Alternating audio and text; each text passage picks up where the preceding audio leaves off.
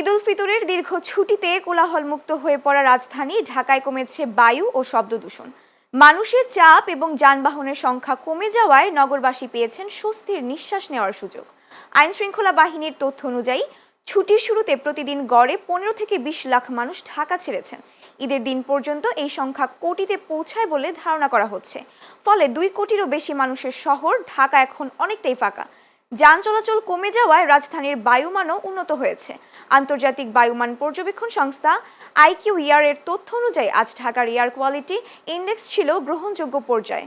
বিশেষজ্ঞরা বলছেন, ছুটির সময় শিল্প কারখানা বন্ধ থাকা, যানবাহন কম চলাচল এবং সাম্প্রতিক বৃষ্টিপাত সব মিলিয়ে বায়ুর মান উন্নত হয়েছে। একই সঙ্গে কমেছে শব্দ দূষণও।